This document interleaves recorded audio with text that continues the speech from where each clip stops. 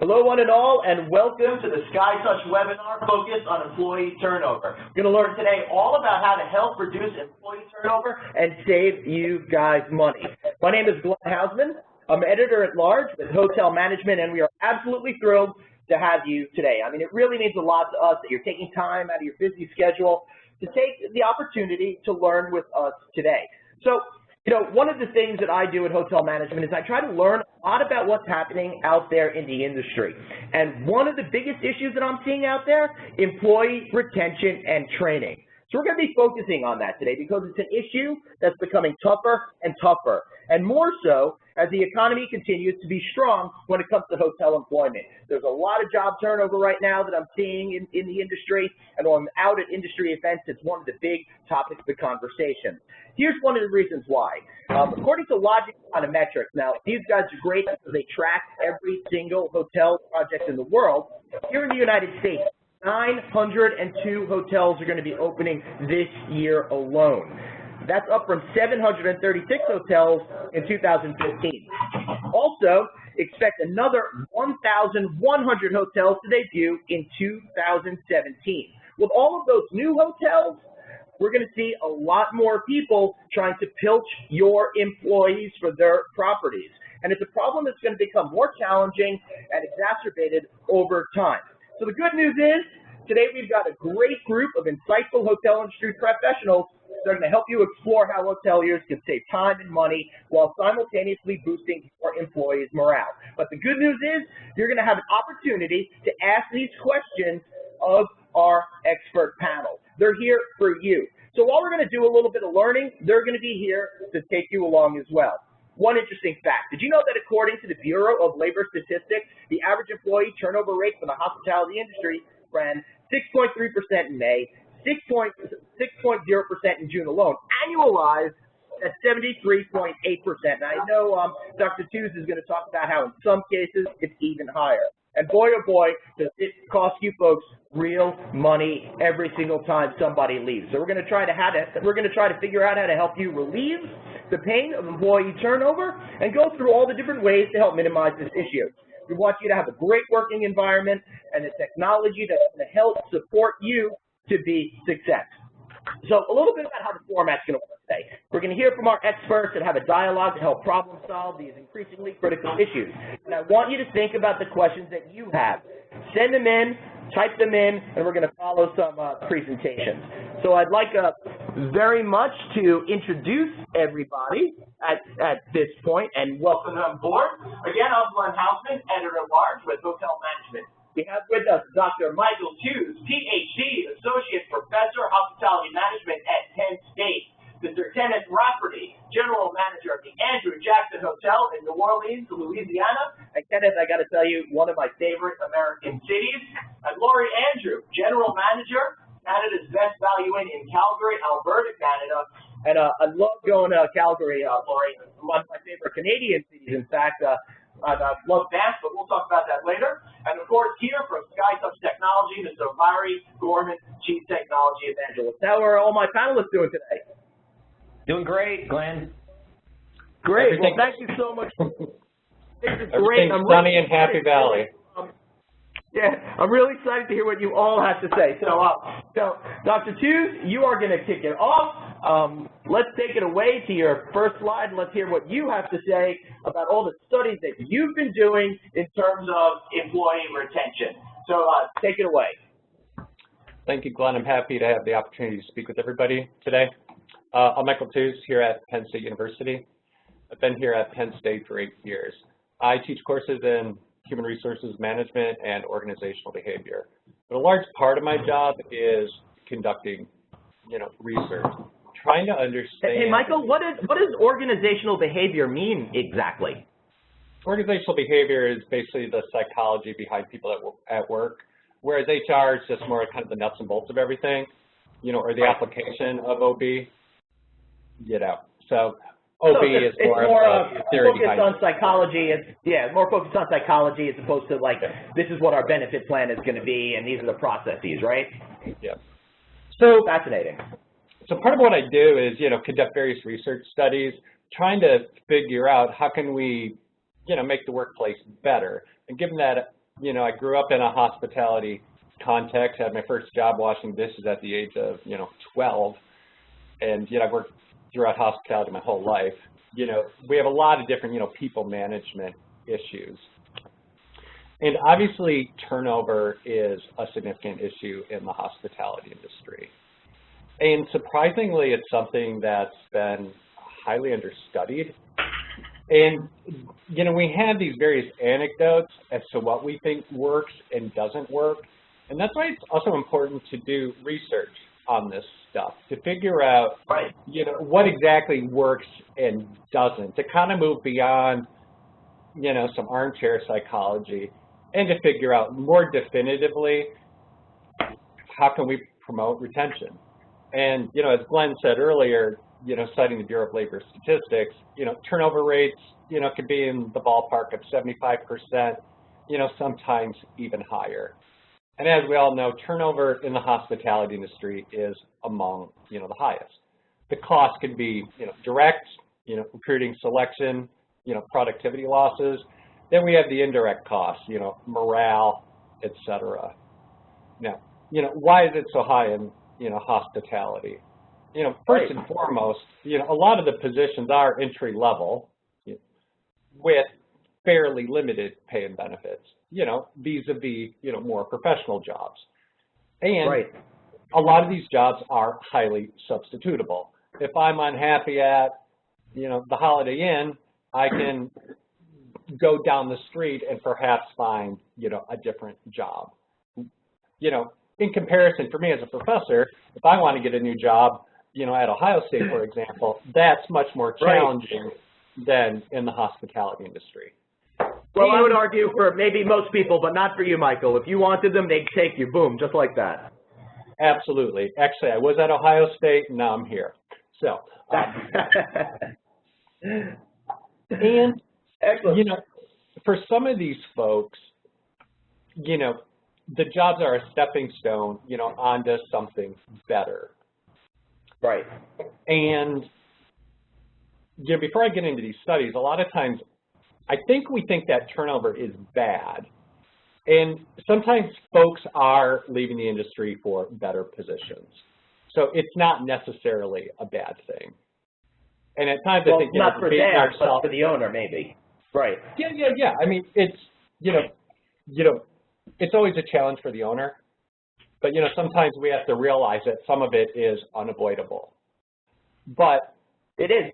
That isn't, Michael. I bet a lot of people are hiring these employees with the understanding that they're perhaps a college student and their destiny lies elsewhere eventually. Correct. So even given this fact, Glenn, that, hold on, my computer screen just went out. That's all right. While the computer screen comes back, Kenneth and Lori, I bet that you're seeing a lot of high turnover in your properties. How big of a problem is it for you? Lori, maybe you can answer that to start? Well, in housekeeping, it's going to be more of a turnover than the other departments. And we just find if we can get people to want to stay as opposed to have to stay, and you get that morale going, and you give them all the tools they need, then they want to stay. I mean, they're going to move on, and sometimes where it is costly, but sometimes people, it's time for the move to move on anyways in entry levels because it is affecting the morale in another way. Yeah. Right. Very interesting. Kenneth, would you agree? Yeah, I believe definitely, the housekeeping department is going to be the most unskilled, untrained department. But I'll tell you what we do, and, we've been very fortunate here in New Orleans. I have customized agreements with all the housekeepers. If they can't make it in at 8, then come in at 8:30, but I make them commit to whatever they can agree upon. If they can't work till 4:30, then they can start at 7 and they can leave at 3. So, I really do believe you have to manage everybody differently, because everybody comes with their own, personalities and their needs, and that's pretty much what we do here. That's terrific, which really plays into what Michael's been talking about. So, Michael, I hope your technology problem is solved, and we can take it back to you. Yep, it is. Thank you. So even though a lot of this turnover may be inevitable, it could be much less than it is. So, you know, there are things that we could do better to promote retention and make the workplace a little bit better, you know, including, you know, some of the flexibility stuff that was just addressed. Now, I'll be talking briefly about 3 studies that I've conducted that specifically focus on coworkers and how they impact turnover and retention. Interesting. Now, there's been a lot of, you know, interest in coworkers in the workplace overall in terms of predicting employee turnover and retention. The basic argument is if you have better relationships with your coworkers, the workplace is going to be better, and you're going to be less susceptible to these other jolts, to these other problems. So if you have good relationships at work, you're going to be less apt to be pulled out, you know, when something goes wrong. Like basically, good coworker relationships allow you to weather the storm. You know, there's an old adage, you know, the people, you know, make the place. And it's particularly important in hospitality because entry-level, line-level employees, they're not working in isolation. There's a high social intensity of the workplace. That's just a fancy schmancy term for saying we work alongside each other. Right. You know, in my job, hypothetically, if I don't like my coworker, you know, big deal, I can shut the office door. And, you know, theoretically, I don't have to deal with them. But in the hospitality industry, we're working around our coworkers all the time. Therefore, if we don't have good relationships, work is going to be bad. And if we do have good relationships, it is going to be all the better. And while other terms and conditions of employment, you know, such as compensation, you know, may be similar from property to property, the coworker relationships are less substitutable.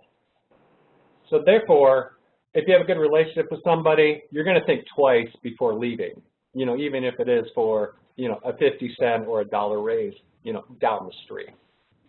Right. Now, so if people love each other, they might possibly work less. They'd work in more adverse conditions should, you know, situations happen, and they'll overall just be more loyal to the organization. Right. And another reason why coworkers are important in the hospitality industry among the entry-level employees is that employees are disproportionately younger. Yes, we have people that span, you know, from young to old and everywhere in between, but on average, they are younger. And younger folks, on average, look for the development of friendships through work, more so than us as we get older. You know, it's part of the whole life stage thing. When I'm younger, I'm developing these relationships. I may interact with those at work, outside of work more, so on and so forth. So that's why these relationships are important. Okay, that makes a lot of sense. Okay, now let's go to the first of the 3 studies. First study was to look at how much does coworker attachment matter to other types of commitment and relative to pay satisfaction and job satisfaction. So I don't want to get too academic and quirky, but I want to define what these other types of commitment are. We have affective, normative, and continuance. Affective commitment just means, do I love the organization? Is my heart attached to the company at large? Normative commitment is, I should stay. There's some sort of moral obligation that I feel. And continuance is, it would be too costly for me to leave. And then pay satisfaction and job satisfaction, they're fairly straightforward. So in this first study, go on.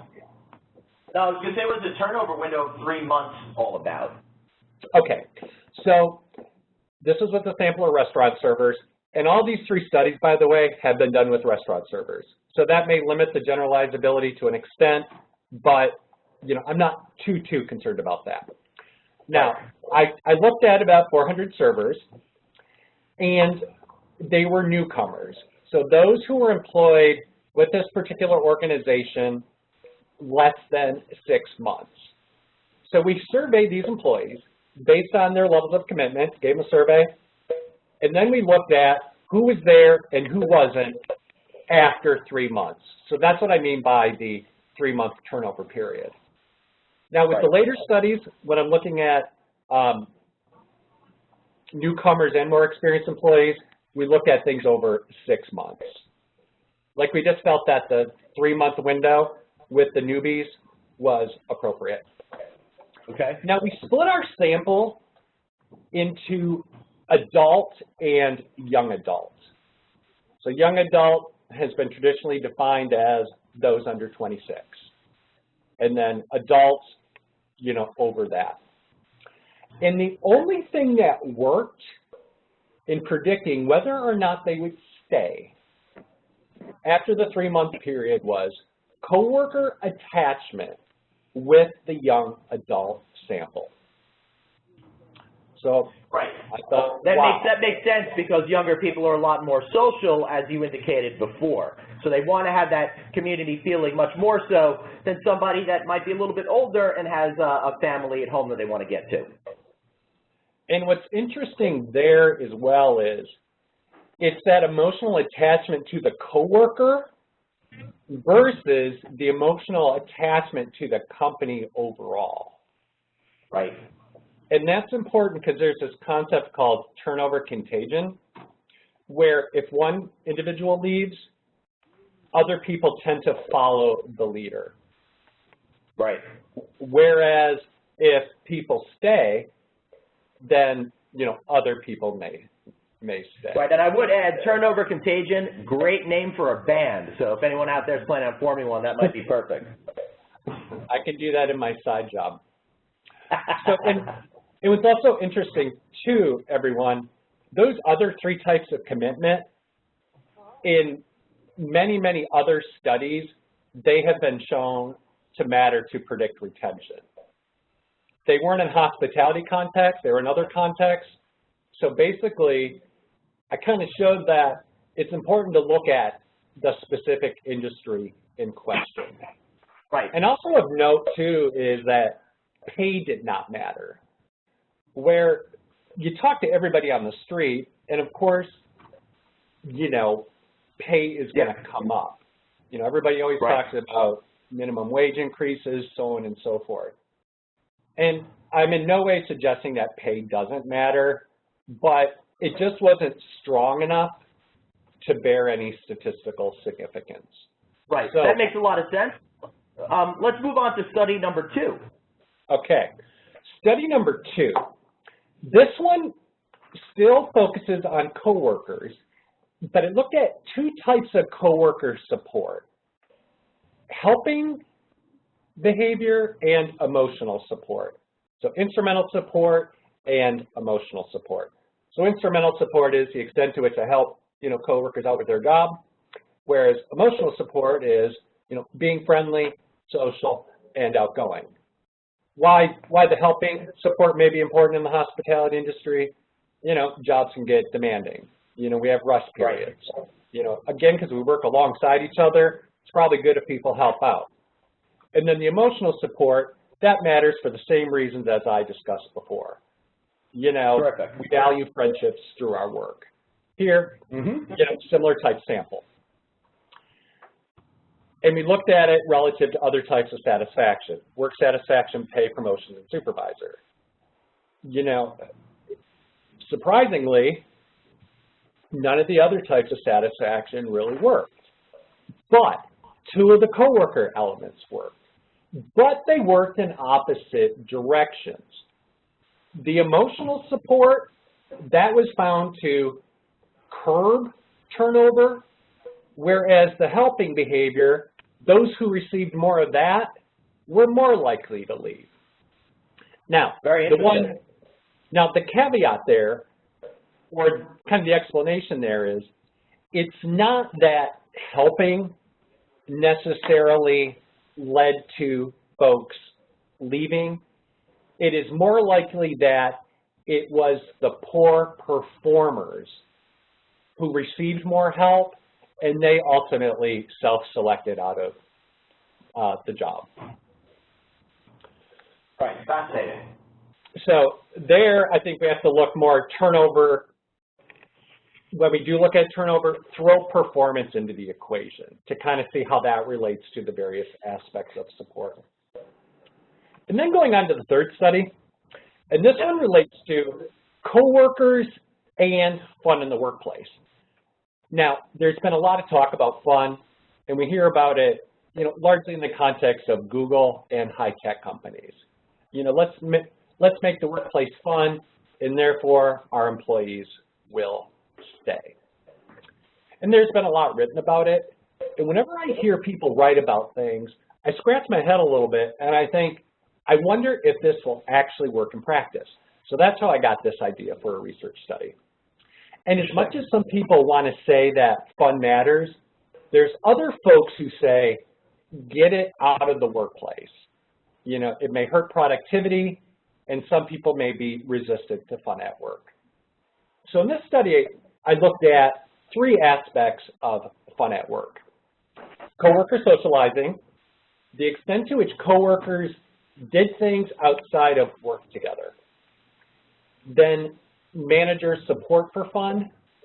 And manager support for fun relates to the extent to which a manager just kind of adopts a more laid-back attitude and allows the employees to kick back once in a while, as opposed to being, a hard-nosed taskmaster all the time. And then the third aspect was fun activities. Does the company have, the softball game? Do they formally recognize personal achievements by, having ice cream and cake, for example? So 3 different types of fun.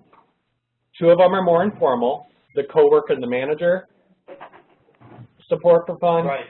And then the fun activities, that's more organizationally sponsored and a little more formal. And the results of this study found that both the coworker stuff mattered, yet again, and manager support for fun mattered, yet again, which was good. The fun activities, though, did not have a strong enough direct impact. But what I did found is each of those types of fun, they related to coworker attachment, and that in turn led to turnover. One caveat about fun in the workplace, because I've done other research on this area, sometimes it can be a good thing and sometimes it can be a bad thing.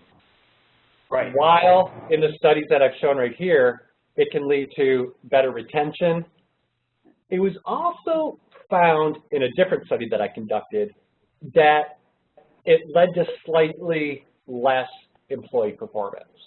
So the employees were slacking a bit more.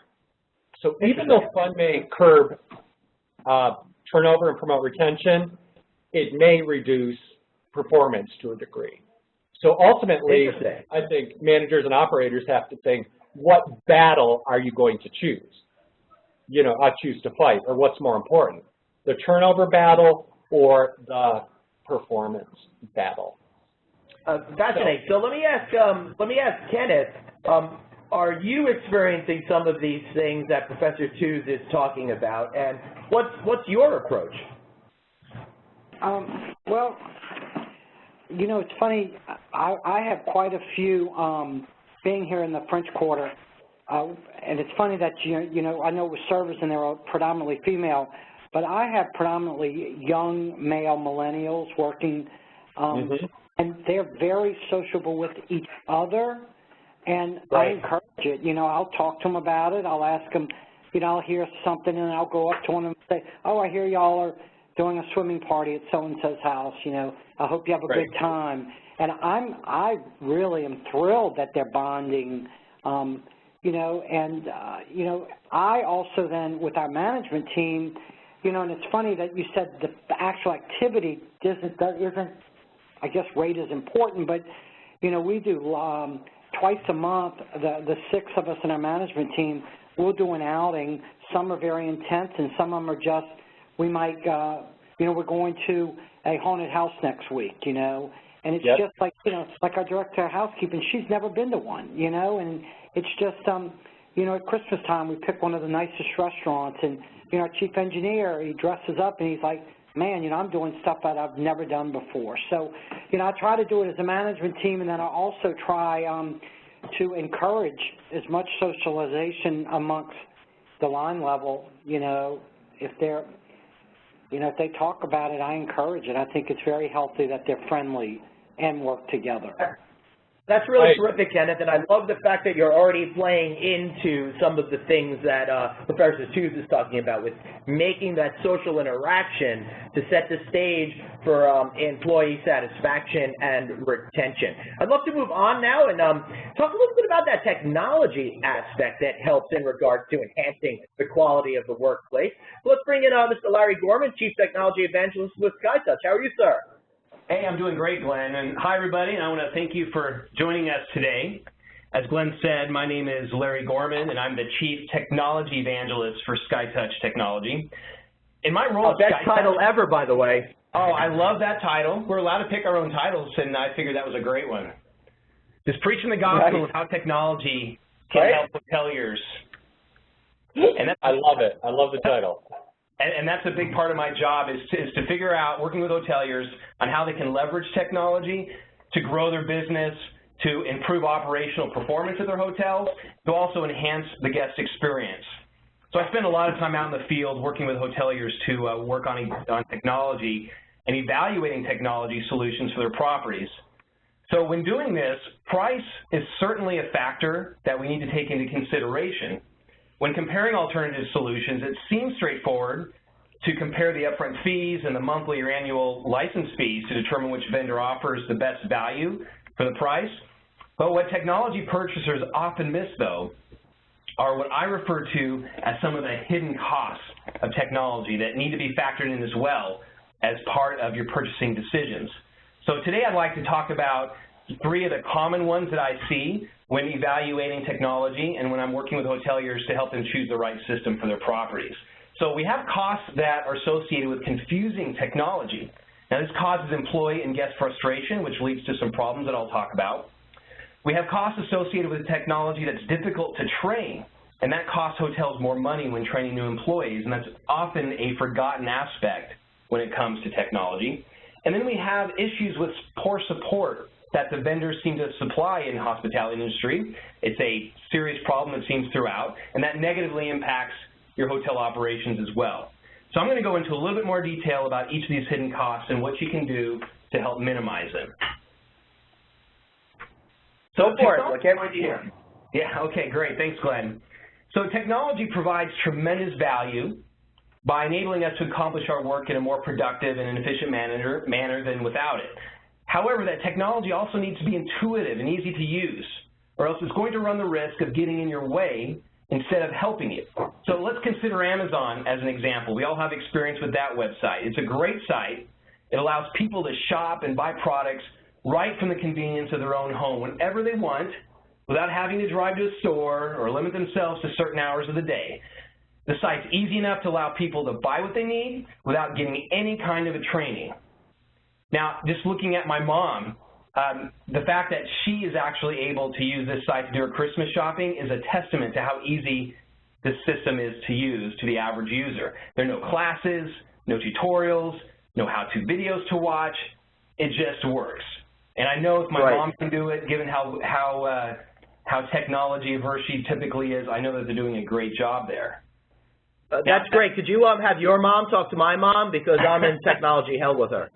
Yeah, well, I'll tell you, my mom does have problems with passwords, so maybe we can exchange some tips and techniques there so that we don't can help each other out.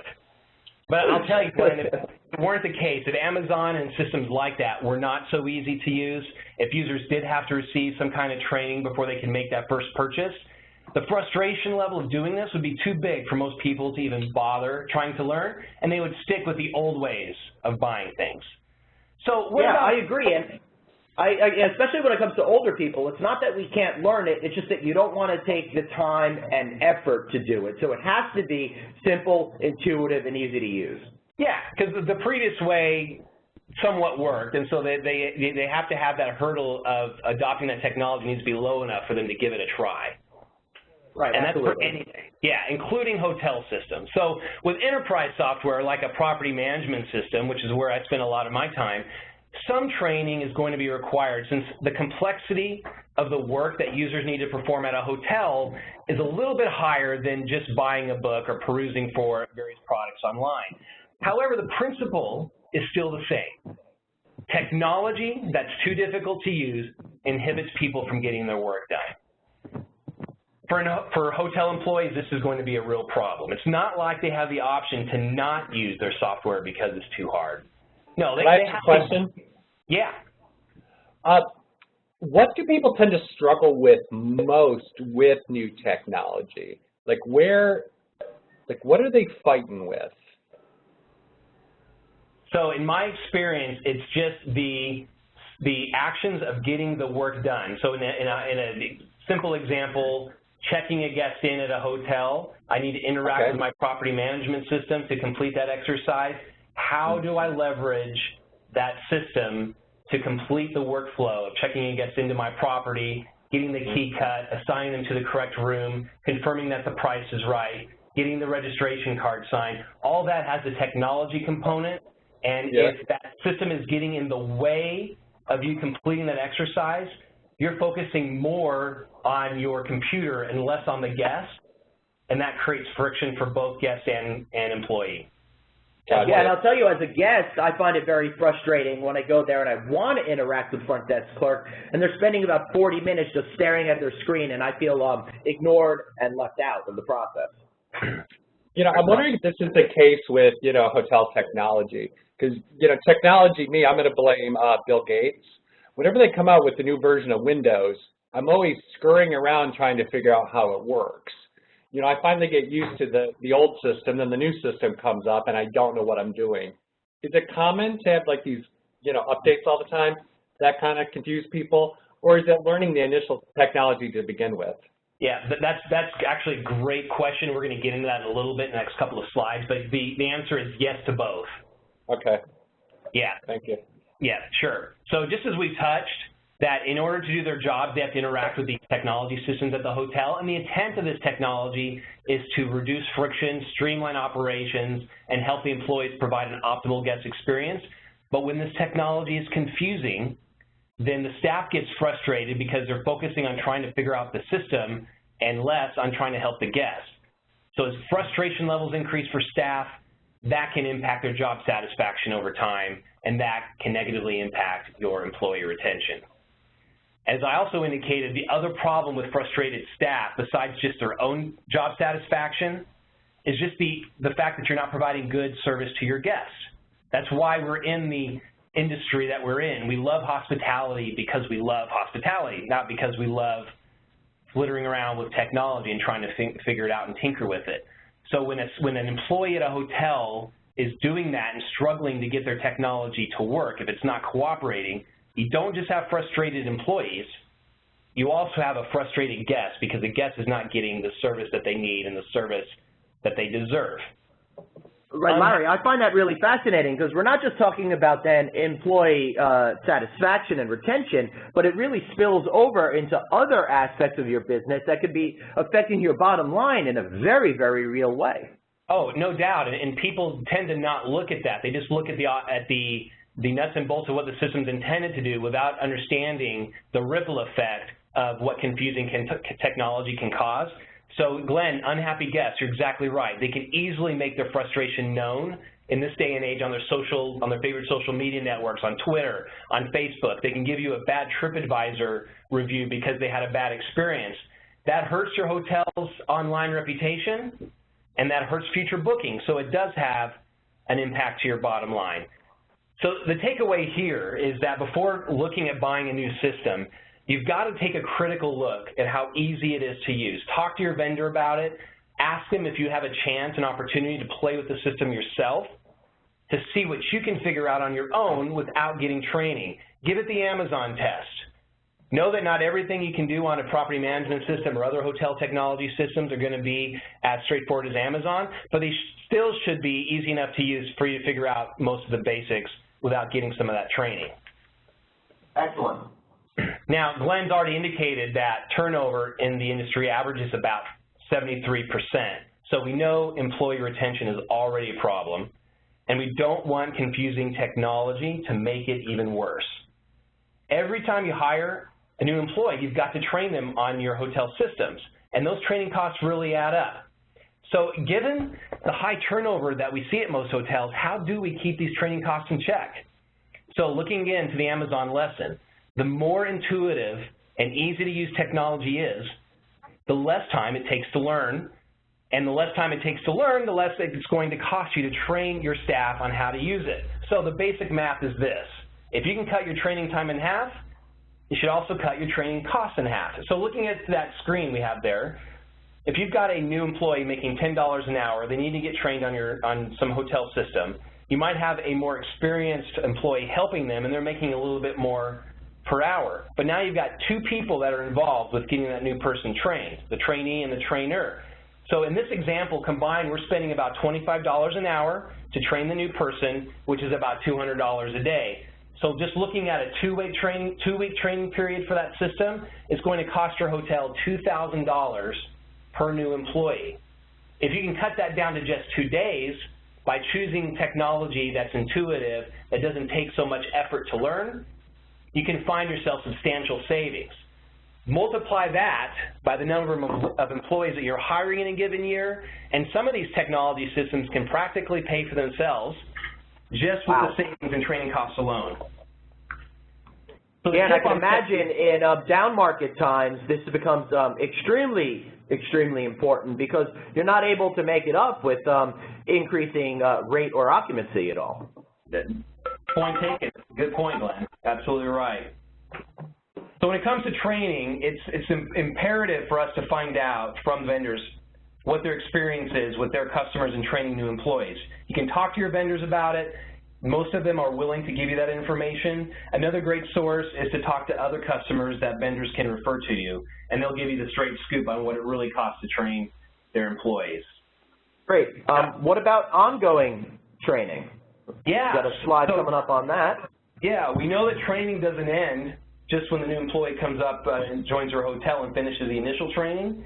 We've got vendor updates. This is where Professor Tu is asking about, yes, software does get updated. There are new things to learn. And it's important to know these new features, so how are you going to do it? It's not like you've already got staff on hand that already know these new features and they can show other people on how to do it. There's going to be parts of the system that you don't use as often as others. So even with that strong initial training that you might get, over time, it's no surprise if your training starts to wear off in certain areas after a while, and you need a little refresher to remember how to do something in the system. Some people are going to I would also imagine that the more you're doing something, you just start to get a little bit lazier, and that training refresher just snaps you back into shape, right? Yeah, it helps break some bad habits that people might pick up. If they learn a trick that doesn't really optimize the effectiveness of the system, then the training can remind them perhaps a better way of doing it, no doubt. Mm-hmm. So you shouldn't have to struggle your way through either reteaching yourself what you've already learned or learning these new features that vendors are providing you. If your vendor is supplying written training materials, or if they provide training bulletins with new features, as most vendors should, you should take the time to read them and to practice this. Make sure your employees are doing the same. You want to make sure that you fully understand how to use these new features so that you can maximize their benefit, like we've been talking about. Technology is supposed to be there to help you improve your operations or to help you increase revenue and to optimize your guest experience. And good vendors are continuing to roll out new capabilities to help in these areas, and you're doing yourself a disservice if you're not staying on top of this. So the big thing here, ask your vendor what they offer for online training. Online training platforms are a must in my view. They're going to allow you to learn at your own pace. They're going to allow you to take your own refresher courses when you need them to get help in a particular area. They're even going to help you keep track of which employees at your hotel are completing these exercises. They can help you offer online exams to test retention of the training material, so you can even have ongoing training practices and give bonuses and gamification of training to make sure that people stay engaged with keeping up with the current features of the system, so you can even have some fun with it. So you should talk to your vendors about what they offer in terms of online training platforms. Ask them to give you a demo. A lot of people miss that. They focus on the product itself, and they don't ask about getting a demonstration of how the e-learning or online training platform works as well. Find out what it can do and what it can't do. If you're working with a vendor that doesn't offer some kind of online training, I would be concerned about that. You might be paying substantial hidden costs without one. Huh. So no matter how, go ahead there, Glenn. No, that's a good point. I think you're right on target. It makes a lot of sense. So no matter how intuitive, though, your system is or its training, there's going to come a time when you need a little extra help to work through something. Struggling to deal with a system that just won't cooperate with you is going to add to staff frustration, and it's going to hamper guest service, and can result in the hidden costs we just talked about with staff retention and with guest satisfaction. This is where a top-notch support desk is needed from your vendor. But wait a sec, not every vendor is the same when it comes to support, and a lot of customers assume that's the case. So make sure you're doing your homework when making your technology purchasing decisions to find out what kind of a support desk your vendors are offering with their solution. We all know that hotels are a 24/7 operation, and so should hotel technology providers. You don't want your staff struggling at 2 in the morning with their PMS trying to help a guest with a service complaint. They should be able to pick up the phone, get the help they need, and then help the guests with the assistance that they deserve. The focus here needs to be on the guest and not on the technology. So vendors who don't offer this kind of support, in my view, are not doing their part to ensure that optimal guest satisfaction and that optimal guest experience. So make sure that you ask what kind of support is available. Also, you should find out if there's additional costs for this support, or there's multiple support tiers that you have to pay for on top of your product licensing, or if it's bundled or included with the license itself. Different vendors operate in different manners here. And so people looking just at the cost of the product might miss the additional cost of the support when they find out that it's not included. So something to watch out for. Some additional questions to look at when you're evaluating vendors. Oftentimes, the best support experience is one where you don't need to call the vendor and you can figure out the problem or the solution to your problem yourself. This allows you to solve it on your own without having to wait on hold or make a phone call or send an email or start up a chat session. So a knowledge base can help you here. With a knowledge base, you can search for your problem online, you can read about the solution, you can interact perhaps with other customers who found this problem in the past and have come up with clever workarounds. Have your vendors show you what their knowledge base looks like and how it works so you can get a feel for how it can help your hotel. Vendors without knowledge base operations are a red flag, so watch out. Right. Look for what kind of options you have on how you receive support. You should definitely expect your vendors to support phone as well as email and chat support requests. So this allows your employees to get the help that they need in a way that makes the most sense to them at the time that they need it. If they're making a phone call, if they're sending an email, it's important to know how long they're waiting on hold for someone to pick up the phone or how long they're waiting before somebody replies to that email. While your vendor may have lovely hold music, that's not going to make your guests any happier if they're waiting on your staff to solve a problem. That's absolutely right. And if they're sitting there on hold, that's costing you money every single minute. And the temperature of the guest who's already frustrated is just going to get hotter and hotter over time, and they'll pull out their phone and start letting their opinions be known, not to you, but to all their friends online. Oftentimes you don't even know that they're frustrated. It's only after the fact. So we've got to be able to nip this in the bud, cut it off at the front, and if you are on the phone with your vendor, the least amount of time you can wait on hold, the better, so that you can get your guests the help they need and they can move on their way. So talk to your vendors about what their average hold time is. If you're looking at a hold time of a minute or two, that's pretty good. You start getting longer, then you got to think, how long does 2 minutes feel when your guest is complaining because they have a leaky toilet in their room and they want to switch rooms because they're tired and they want to go to bed? 2 minutes, 5 minutes, it sounds like a long time if you're in that situation. It really is. I mean, for me, from a guest perspective, just waiting, if I'm first online behind someone who's being helped, it feels like forever until I can get checked into my room. I can't imagine if I had a problem, how that time would feel so exacerbated. Right. Now, sometimes that first call is not going to solve the problem. They have to do a little bit of research and get back to you. But you don't want these problems to linger on forever before they get resolved. So a lot of vendors are using a stat, they track this, on the percentage of issues that can be resolved on the first call or the percentage of emails that can be answered and resolved on the first email. That means that your staff calls, they ask a question, they get the help they need, all on that single call without the need for any additional follow-up between the hotel and the vendor support desk. If your vendor can solve 80, 90% of their issues on a single call, that's good. So talk to your vendor about what their first call resolution stats are. If your vendors are not talking to you about this, if they're not offering those statistics, be concerned.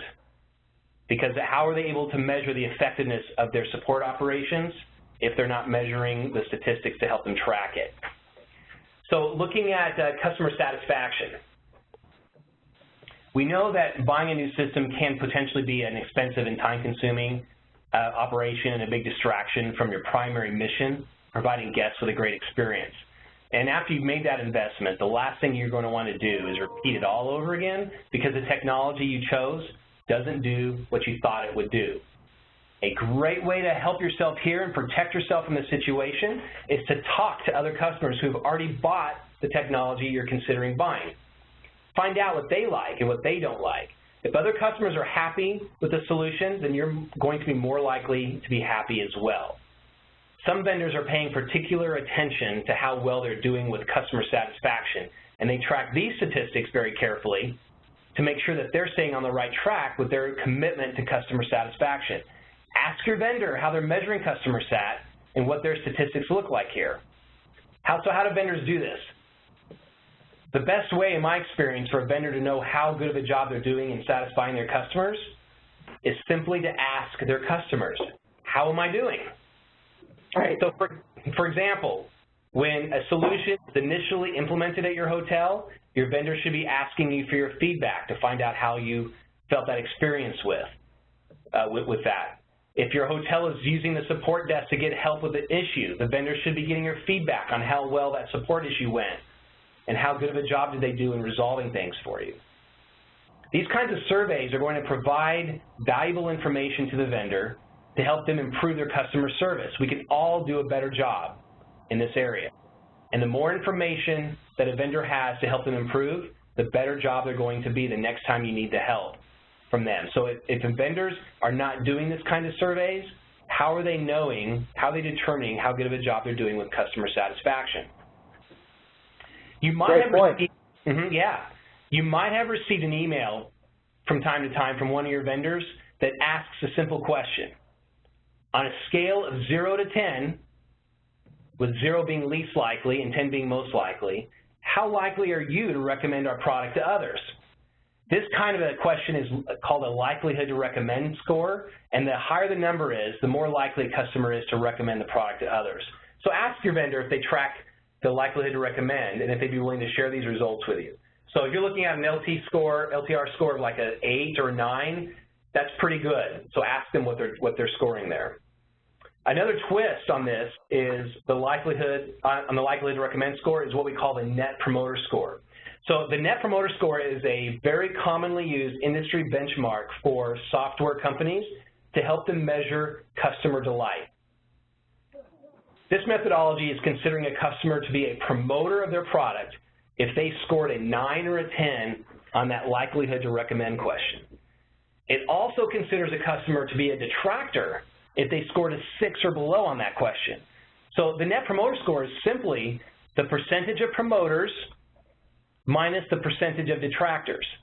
The highest theoretically possible score you can get is 100, which means everybody you survey rated you a 9 or a 10, and the lowest possible score is a -100, which meant every one of your customers rated you a 6 to 0 on that question. Ouch.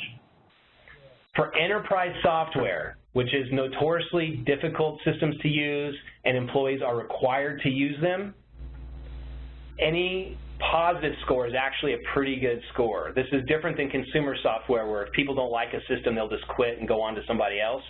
With enterprise software, they often don't have that choice, and so they're going to rate their system lower if they're unhappy with it rather than just quitting. So any enterprise software like a central res system or a point-of-sale system or a property management system that hotels use, any positive score is considered to be pretty good, and the higher that score is, the better. If your vendors are scoring a 20 or more, they're doing a great job with driving customer delight with their products. So the tip on this is if your vendor's not tracking customer satisfaction, or if they're not willing to share their customer feedback, or if the respondents to the feedback that they ask are really small, like they're asking hundreds or thousands of customers, but they're only getting a dozen or two to answer, that sample size is too small for that information to be meaningful.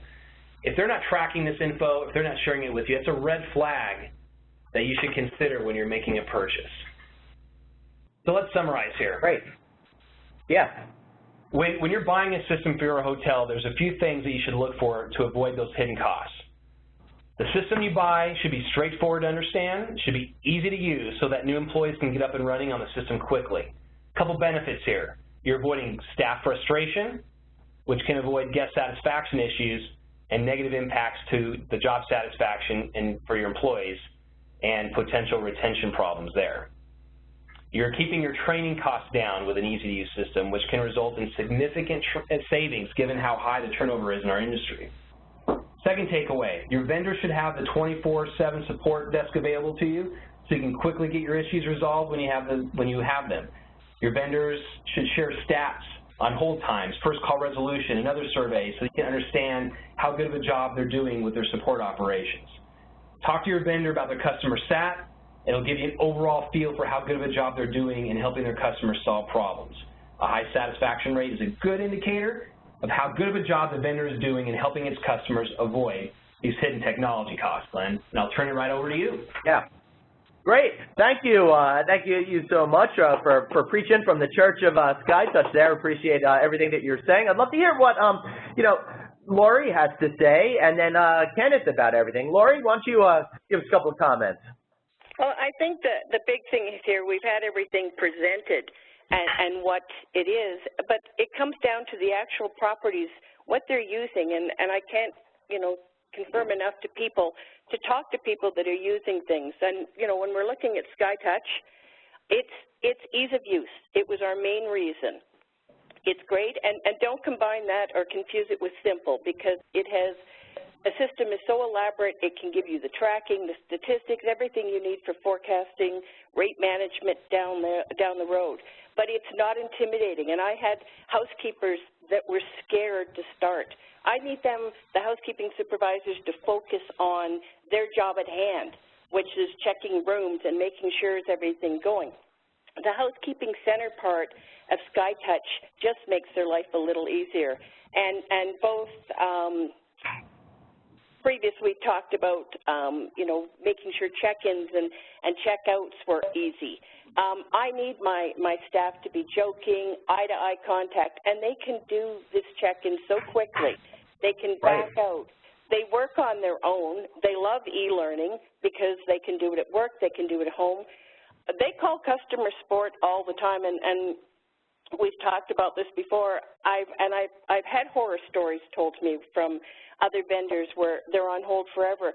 I called yesterday afternoon, and it was picked up on the second ring. I hardly ever hear background music. It's wonderful to have that, and it's wonderful that my staff feel comfortable to be able to make that call.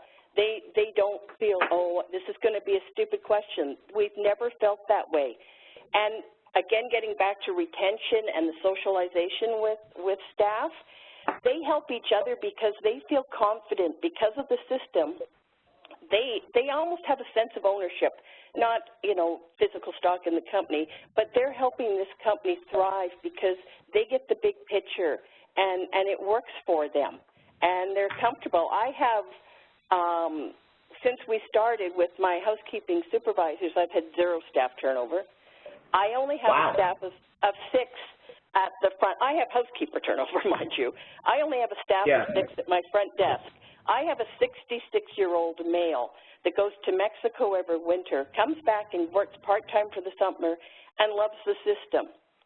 I had a night auditor that went away on holidays, and a former one whose primary job, he was a part-time, was a forklift operator, and he came back after 6 months of going to help us out, and within 20, 30 minutes, he was back as if he'd never left. And wow. That's what makes the system work for us, and we can share that because take everything out of the scenario. If the frustration is best, we don't want the guest to be frustrated. The staff is happy, they can do their job. Those smiles are coming through. Management levels have less frustration, and so generally it's just a better mood for everyone. When you look at, can I address a question that's going to come up before it does? Well, yeah, do it quickly. We're actually starting to run out of time. This hour has flown by. I know. The biggest question always comes up, cost. And, you know, yep. You pay, and I mean, I get that a lot when people are switching systems. And I always, you know, I've said in the past, you get what you pay for. But I confirm it, and I know I live up here in Canada in the north, but I confirm it, consider it with the same thing as purchasing a snowblower. I need a snowblower up here. I have snow. I could shovel and put my back out, my neck out. I could also go, I have a really nice Ryobi girl snowblower. But I could go buy just a plain snow shovel. But I needed it to do more. So I bought the snowblower that was easy to turn on. It was a battery. I didn't need oil. I didn't need gas. I'm happy. I never procrastinate because I go out and do it. So when the system and anybody looking at these systems, talk to the properties, talk to people like Kenneth and myself that are using it, because we're beyond happy with how it makes staff better, life better, everybody at the property rolling together, and then you've got progress and success with your business. Excellent. I love it. Thank you so much. And I think maybe I'll pitch an idea, SkyTouch technology, no gas required. Perfect. Let's move on to Kenneth. Kenneth, what are you thinking? Well, I know we don't have much time left, but I'll leave it at this. Before I was the general manager here, I oversee 2 hotels here. I was the revenue manager for our portfolio of hotels, and we have multiple brands in our portfolio. And I was in and out of lots of different property management systems. And I will tell you, it's so user-friendly for myself when I was going in and out of the different brands, but it's web-based. There's just so many features that really, really set it apart from, you know, all the other property management systems that have been out there. So, you know, I was a big part of our latest hotel here in New Orleans, the Gallery. We, you know, we had lots of choices out there, and we actually purchased SkyTouch for that hotel.